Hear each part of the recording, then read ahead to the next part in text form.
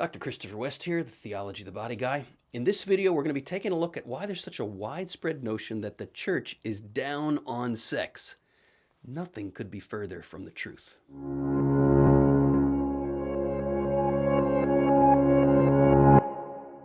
Even the most loyal Catholic has to admit that this generally held notion that the church is down on sex, even if it's incorrect, which it is, it's not just the fancy of illusion. There are reasons for this. It comes from somewhere.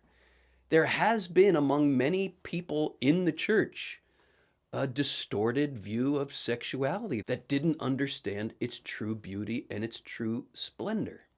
But here it's very important to distinguish the mind of the church from the mind of people in the church. As I say in my book, Good News About Sex and Marriage, and by the way, if you're enjoying this content, be sure to subscribe, and there's also a link to the book if you're interested in that. The objective person will admit that a deep ambivalence about the body and its functions, particularly its genital functions, is not a limited Christian phenomenon, but a universal human phenomenon. We got these hang-ups, right? What is our deal? I mean, I can say elbow without flinching, right? I don't have to come up with a bunch of slang terms to talk about my kneecaps. But how many slang terms can we think of that describe those parts of our body that distinguish us from the opposite sex?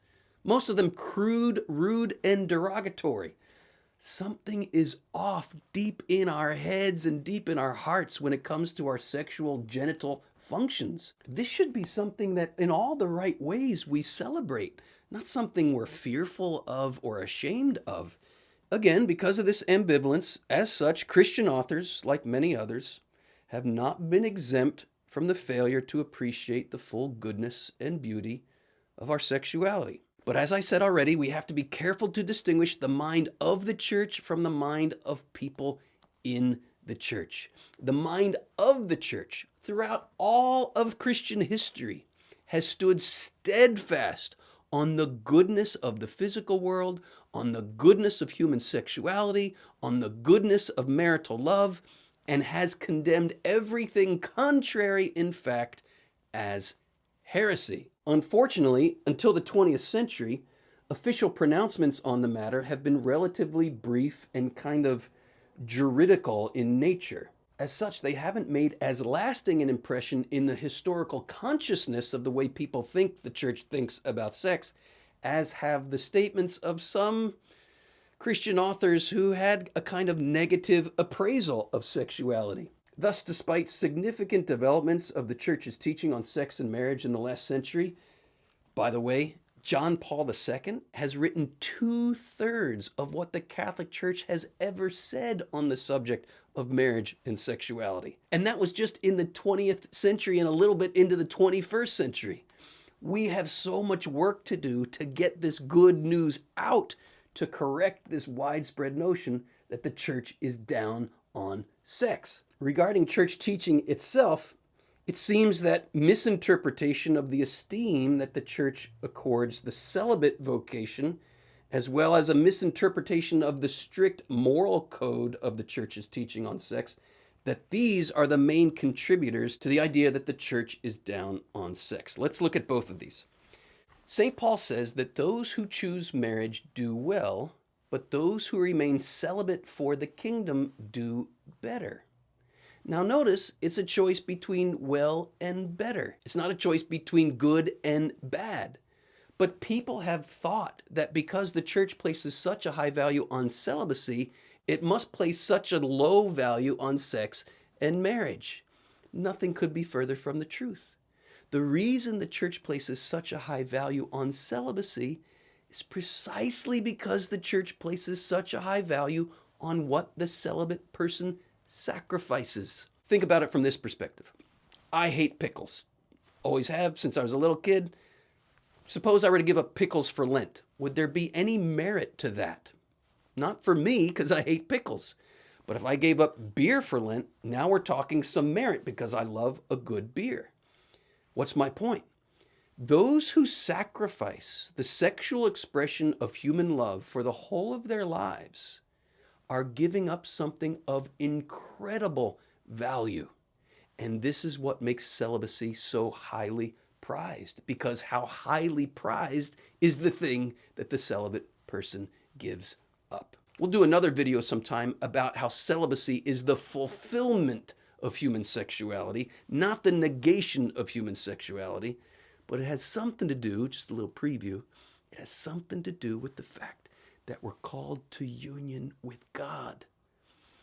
Sexual union is just the sign that points us to the ultimate reality called heaven, which is described as eternal marriage with God in the Bible, right? Celibacy is a choice for the heavenly marriage now. It's not a negation of human sexuality.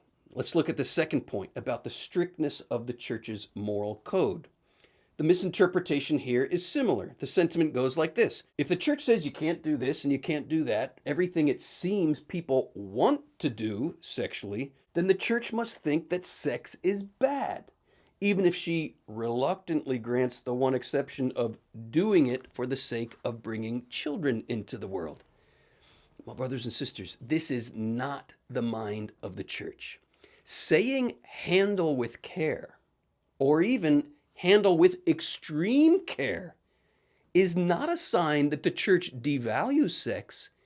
It's a sign that the church recognizes exactly how valuable it is. Let's make an analogy here.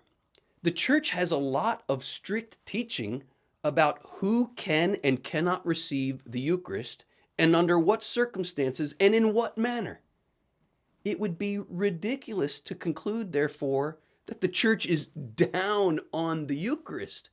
Rather, precisely because the church recognizes how valuable the Eucharist is, the church is very clear about the boundaries that must surround the Eucharist so we can honor it correctly. It's the very same thing with sex.